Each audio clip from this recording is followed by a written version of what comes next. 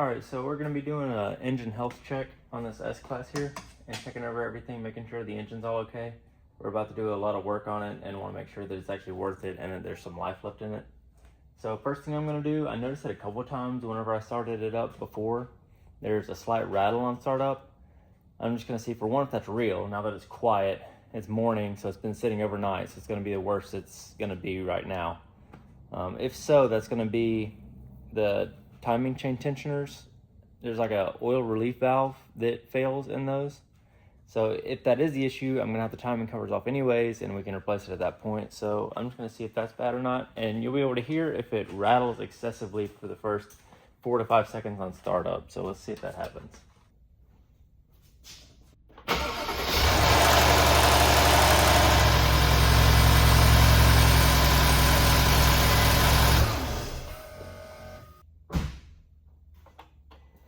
Slightly there.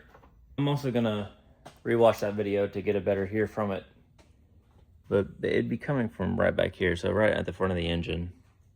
But I'll rewatch that and see if it's bad enough to address, and the fact that I'm in there, the only price is going to be the tensioners themselves and the little relief valves. I'm sure it won't be much more since they'll already be open. All right, next I'm going to take it out and drive it around to get it hot so that I can do a proper compression test. Okay, I just got back from driving. Everything's up to temperature now. And I figured first I would just do a comparison video so that this will help better distinguish the exact rattle I'm talking about, because engines always make noise and tick and rattle and stuff a little bit. But hearing it now, you won't hear any of that rattle that I'm talking about in that first video here. So I'm going to replay that video and then this one directly after it, and hopefully you'll be able to distinguish the rattle that I'm referring to.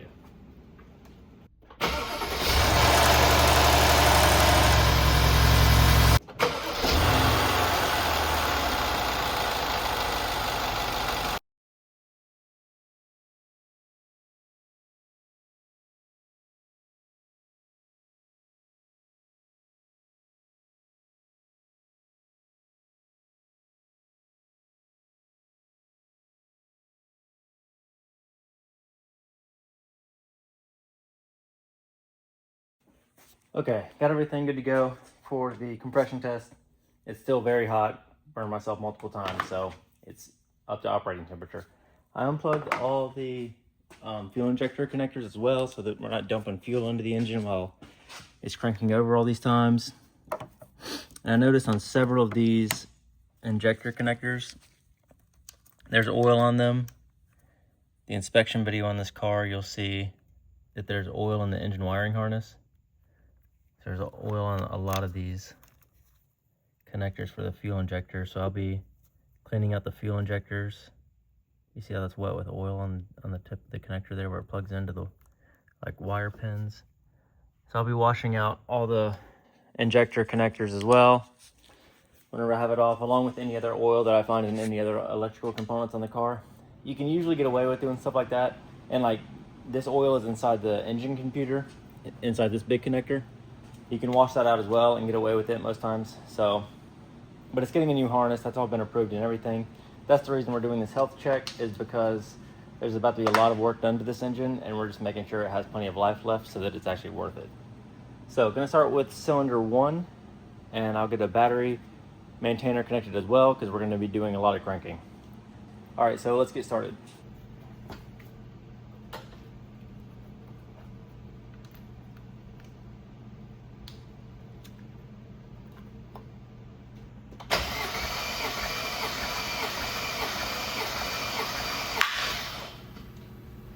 Okay, cylinder 1 is 191.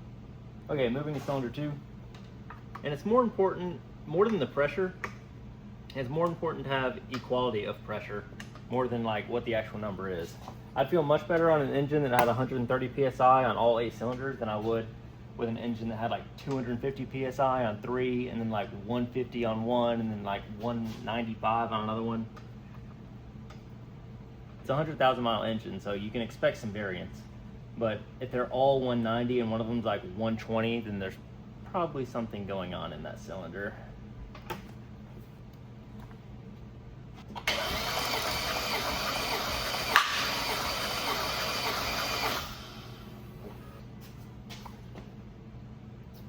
190.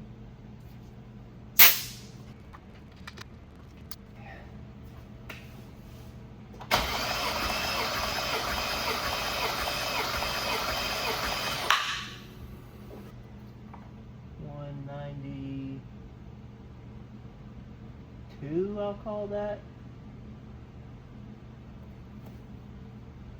191. I'll say 191. You see, I don't get very precise graduations. Each of these little dashes is 10, so that's 50, 60, 70, 80, 90, 200. So there's 10 numbers between there and there, so it's roughly 191, just a smidge above the 90 line.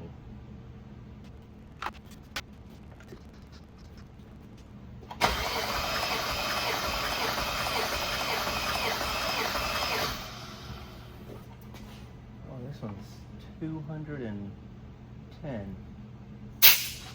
210 on number 4. All right, moving to the other side.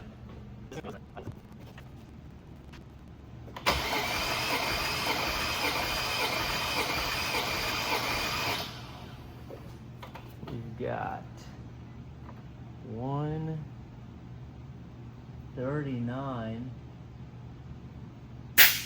cylinder 5. That's a good chunk lower.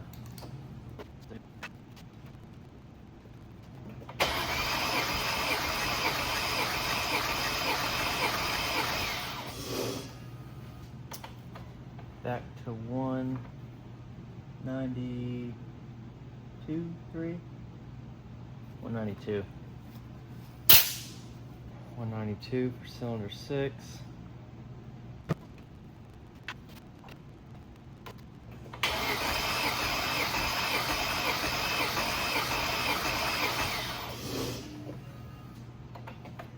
We're at 200 even.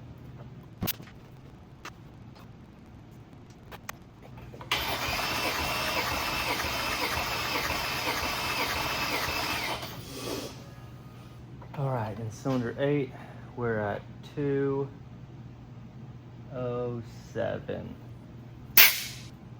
All right, everything is within, let's see, the greatest distance here is 210 to 190.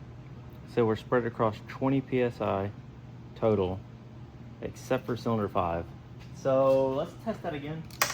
Make sure that thing's seated down in there properly.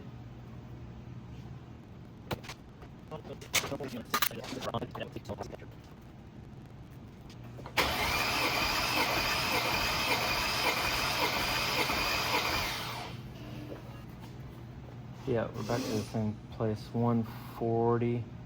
That's 140 on the dot. 140.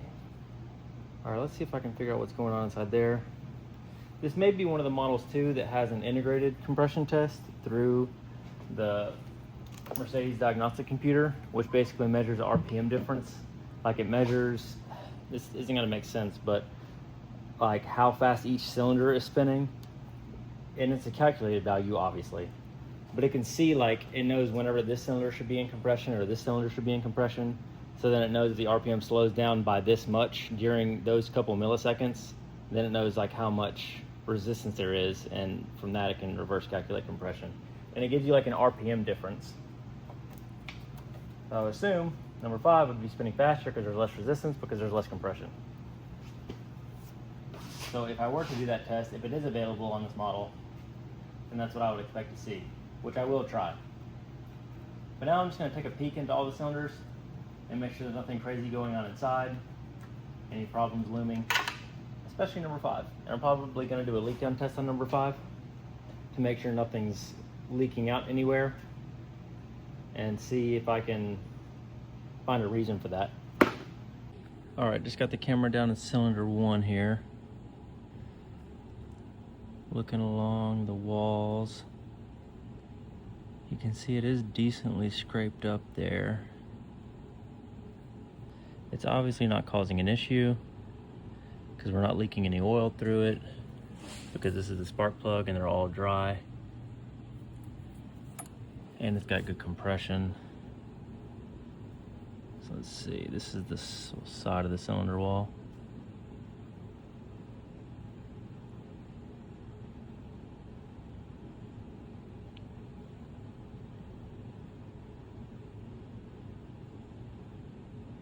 It's got some decent scoring there. There's the beginning of the top of the wall there, about the same as cylinder 1. Let me move this piston down a little bit. Okay, there's the full extent of it. So we got the piston out the way. Okay, there it is. Let me hold it steady. Or let me hold the camera steady so we can focus. You can see the scraping there. And it ends right where the rings stop sliding against the wall.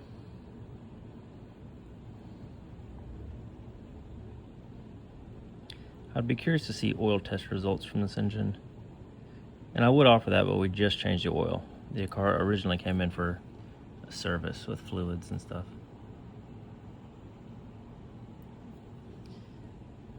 Okay, let's check out cylinder 3. Okay, we're inside cylinder 3 here. Not the same. That's a little less narrower, I would say, at least.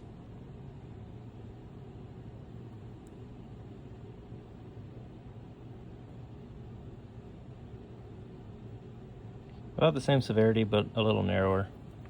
I expect all these to be the exact same. I'm curious to see what cylinder 5 looks like though, with the low compression. And here we're inside cylinder 4. Looking about the same.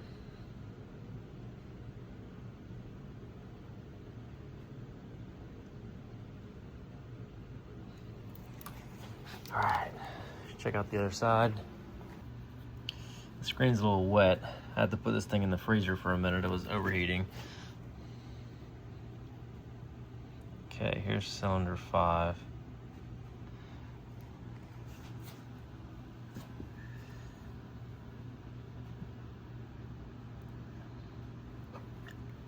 That seems to be a pretty good bit wider.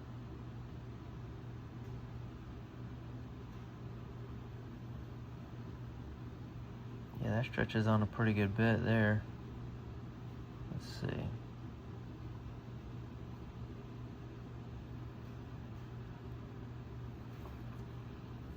Yeah, here. Let me get a different angle on it. If I can. Move this piston down some. It honestly seems to be about the same amount. Just, a whole lot wider of a wear pattern.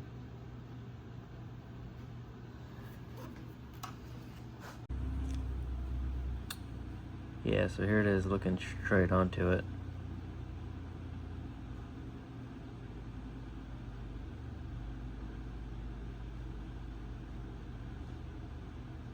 You can see it's some pretty decent scoring.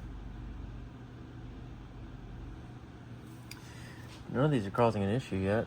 No misfire or anything,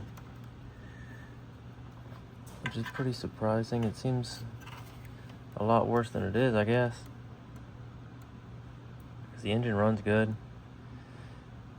I mean, keeping in mind I haven't hooked up and ran a diagnostic test yet through the computer to see any misfire counts that have occurred without triggering a check engine light, or I haven't checked like for timing chain wear, which I was going to do as well, for stretching, I mean. Okay, let's see in this one. It's gonna be cylinder number 6. There it is.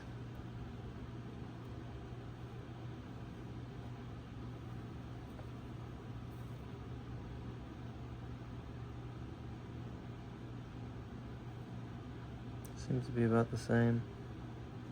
It's about as wide as cylinder 5 is. Let me look at it from top view here in a second. Yeah, it looks about as wide as cylinder 5 is. Okay, let's check out number 7. That's what number 7's looking like. The edge of the piston there looks a little rough too.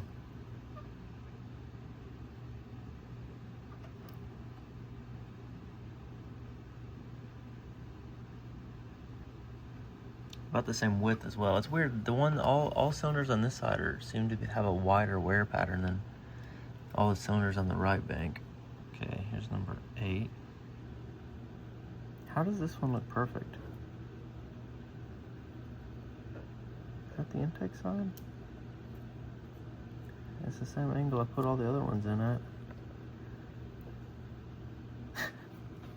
How did this one get away? With no wear at all. Maybe side angle here.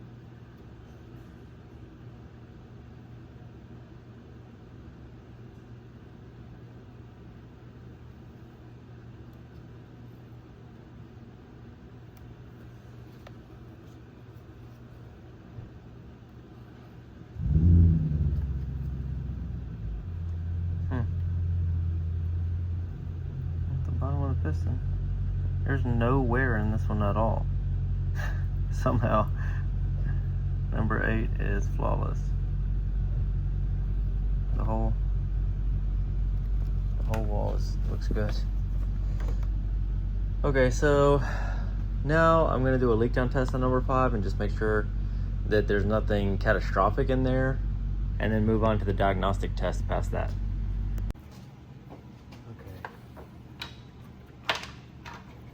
So a leak down test is basically, it's somewhat similar to a compression test, but it pumps air into the cylinder, and you can hold it at whatever pressure you want it to stay at, and you can see if there's any air escaping, either by the piston rings, by the intake or exhaust valves, pushing up through an injector, or the leaky head gasket.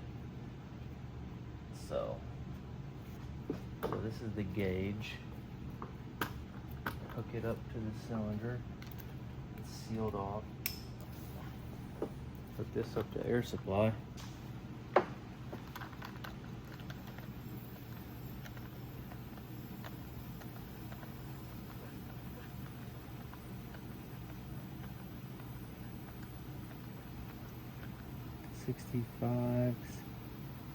About 70%.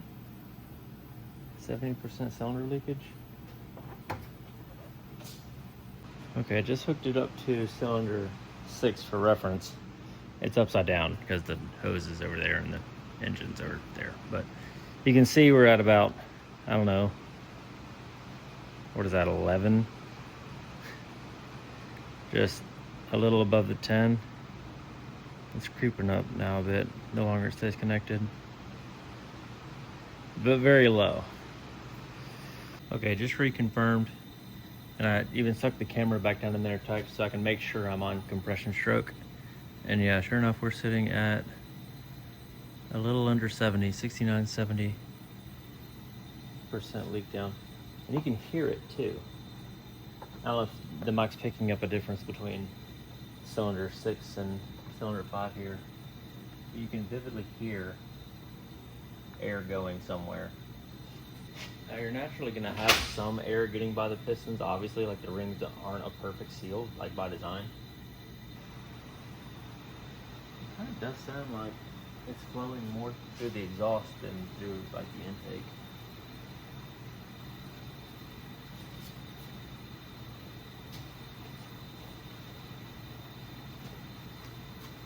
Okay, finally just confirmed where it's coming from. It is out the exhaust, like how it sounds. I eventually took out this oxygen sensor, which, for the record, I did find oil in that too.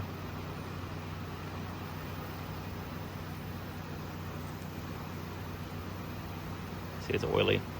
Usually these are pretty sensitive to that. Normally the first sign you'll get is a check engine light, and it'll be for a oxygen sensor fault code, but it's not really bad. It's just that there's oil in it. And there might be a fault code in there now, but it's not triggering a check engine light. Anyways, so I put the spark plugs back in the other 3 cylinders because what I figured was it's leaking through like this exhaust log here, and then leaking back up into one of the open cylinders and then out of the spark plug hole. So I plugged the other 3 cylinders, and then now you can hear pretty vividly. I don't know if the mic's gonna pick it up or not, but whenever I completely block it off, I have a Kleenex down there too to see if it was moving. It's not really like fluttering in the wind, but of course it's not pouring out air. But see if you can get a gauge for this. I'm gonna see if I can put the mic as far down there as I can. And I basically just cover the hole with my thumb.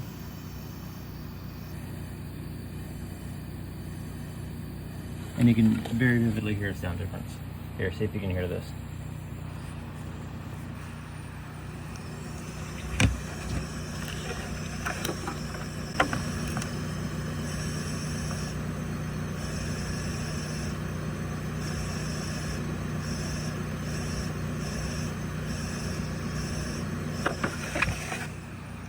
So that is the sound of the air changing whenever I'm blocking the hole and unblocking the hole. And there should be no air in the exhaust system because the exhaust valves are shut. They're supposed to be. So the exhaust valves are leaking, obviously slightly, because it would be enough to trigger a check engine light. But, so, let's see. Next, I want to check that chain too while I'm here. I'm going to take the pressure off the cylinder. See if it's the updated version of the timing chain or the old version.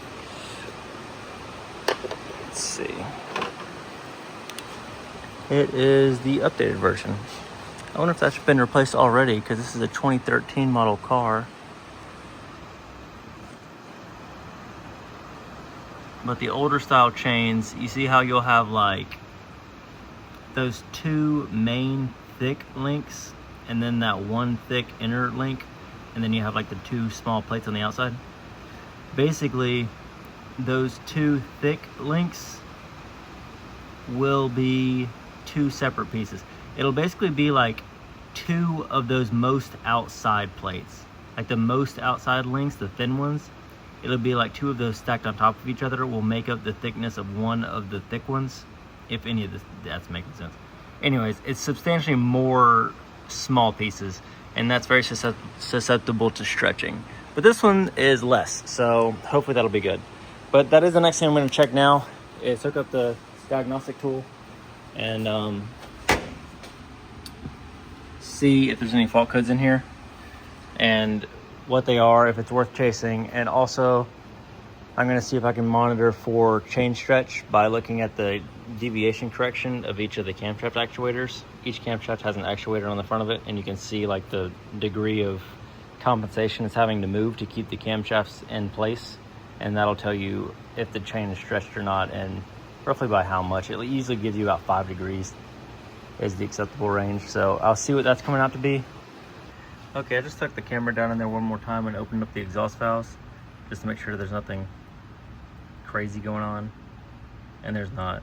They're not broken or anything. There's not chipped or pieces missing or whatever. You can see this seat is pretty grimy with some buildup on it, and the focus isn't super great. You can see how there's just crud on the exhaust valve seat. This one's a bit better.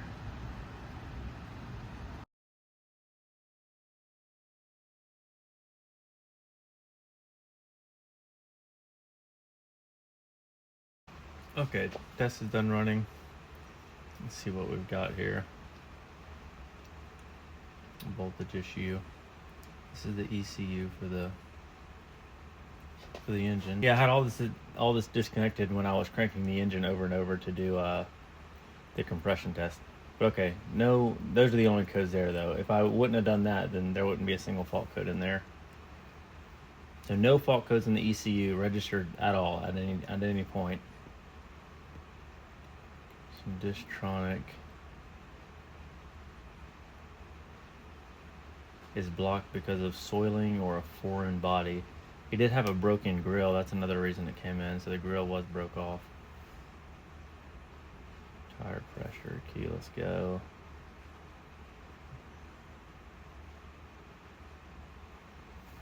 Front SAM, washer fluid is low. The command. Oh yeah, the backup camera doesn't work. I meant to ask the owner about that. Door modules and AC pump. What is this one? Short circuit for the circulation pump. Huh. Haven't used the heat yet, but I assume the heat works. Okay, what is this one for the command unit? The video cable from the command to the backup camera module is not inserted.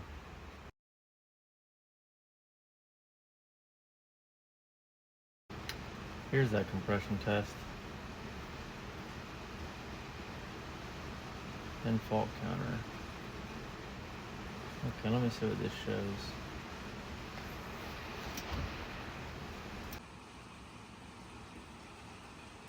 Okay, so here under engine output, you can see the fault counter of every single, it has to be started, of every single misfire that's detected. If we go in, like you can see cylinder 6 just detected one misfire. And engines will always misfire, it's just it has to pass a certain threshold, or like misfire 4 times within 2 seconds or whatever it is. I was just an example. But in order to actually store like a misfire fault code and to trigger a check engine light. So you'll see whenever you have something in depth like this, you can see anytime any of the 8 cylinders will misfire a single time, you can see how many times it's misfired and which cylinder it's on. So number 6 must have misfired like 1 time, which is perfectly okay. And you'll see misfires from time to time on different cylinders. But I was just seeing if any of these are acting up, because you can see like unfiltered results of what's actually going on.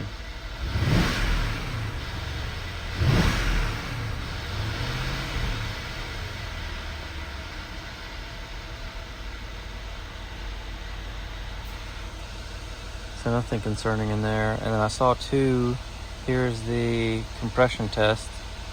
It is available on this one. But we're not quite at the temperature yet. It has to be between 70 and 90 Celsius. We're 1 degree away. While that's warming up, I was gonna go look at the camshaft angles here. Camshaft adaptation values, and see how much they're adjusting.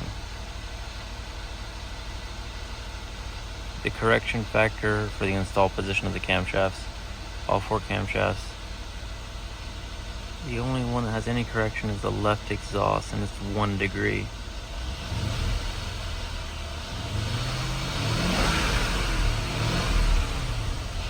None of those are moving around at all. That's good to see. Make sure adaptations seem good.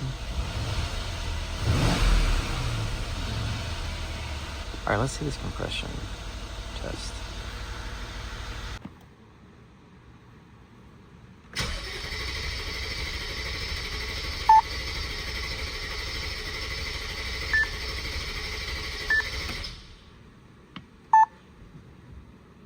Okay.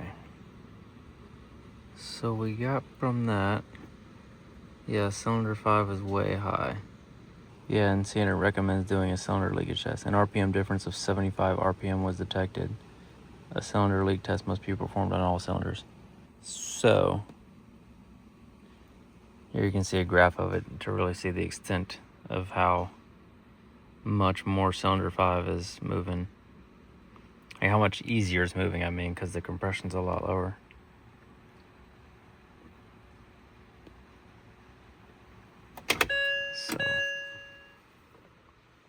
Okay, so checked over everything possible.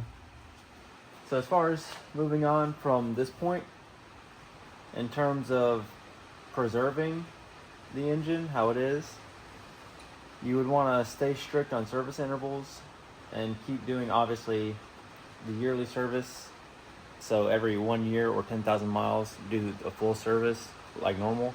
And then every 5,000 miles or 6 months, I would change the engine oil and filter, at least, to keep that in there.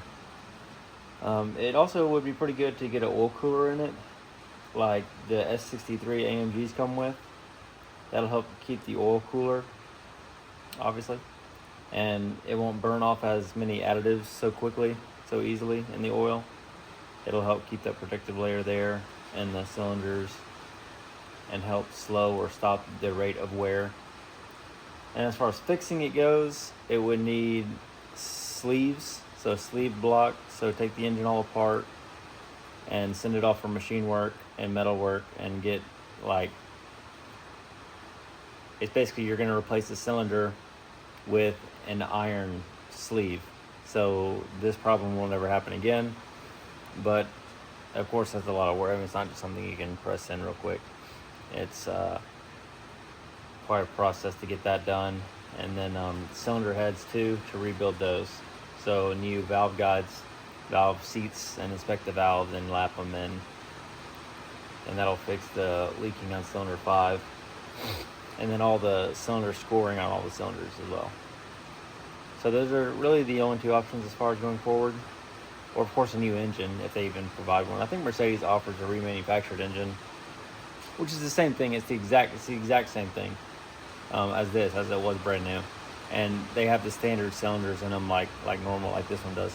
It's just aluminum, and they have like a very thin, like sprayed on layer. It's about 3/1000 thick, and that's what the pistons are supposed to ride on, like the rings. But if it wears through that super thin layer, then it's on bare aluminum.